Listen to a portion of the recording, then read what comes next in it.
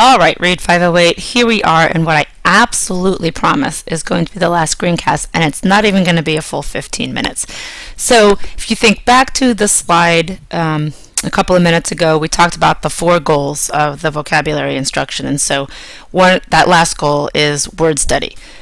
So getting students to be students of words, right? So not just for them to be students of words, but for you to spend time during instruction having them study words, what they mean, and how they relate to concepts. So here's kind of an example of that, having them study the word or the concept bill, and having them take a look at the multiple meanings of the word bill. So you can then talk about the meaning that relates to what you're studying, but then you're also studying that particular word to figure out all of its meanings, and it actually has more meanings than just these 2. So actually choosing words as a focus of study.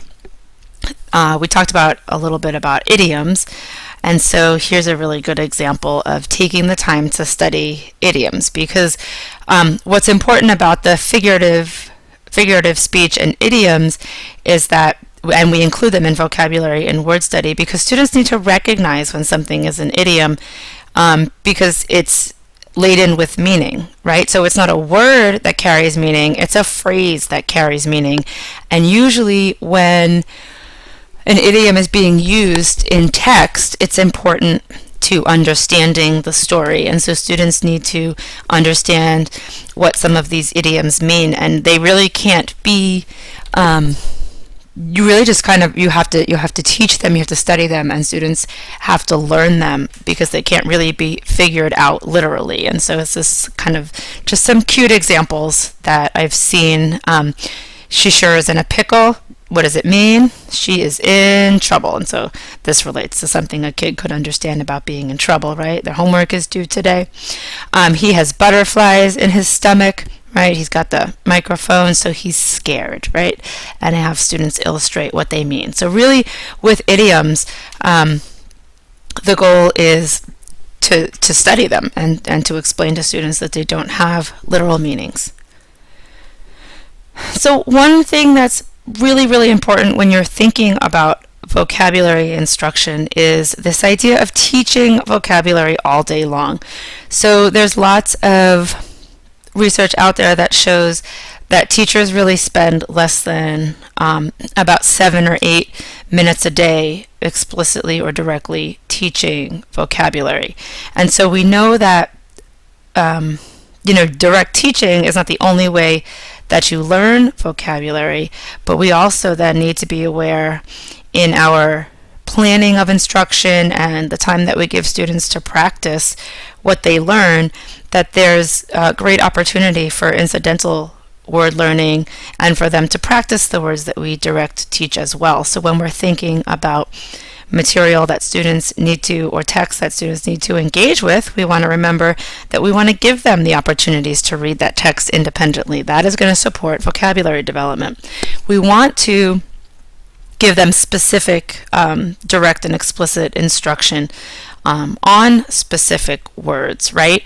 We want to focus word consciousness and word study on words that they're going to encounter in their English language arts time, science time, math time, social studies time, all of their content areas.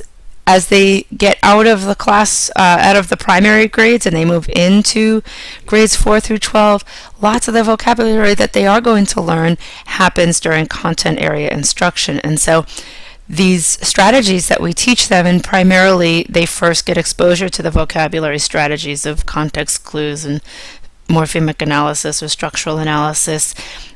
In elementary school during their reading time, it's really important to give students opportunities to practice these same vocabulary strategies in their content area text and in their content area classes, because as they get older, that's where the majority of their words or their vocabulary expansion is going to come from.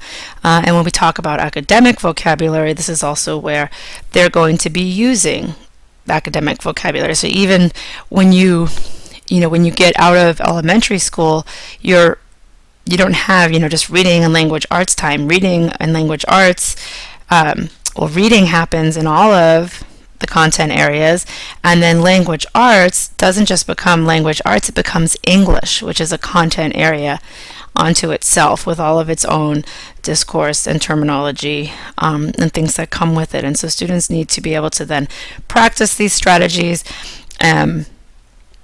study words across their content areas. So just kind of close it up here with a reminder, and this is again reiterated in your text, this idea of the components of effective vocabulary instruction.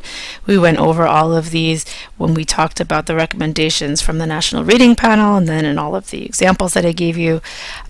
We want to make sure that we're providing students instruction that encourage wide opportunities for wide reading and independent reading, that we model and students get to practice high quality oral language, that we promote word consciousness, that includes some direct teaching of specific words, and that really importantly teaches students and models those independent word learning strategies. So there we go.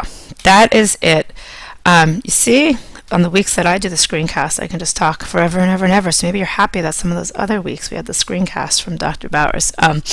But anyway, have a great week, and I'll see you next week, or talk to you next week.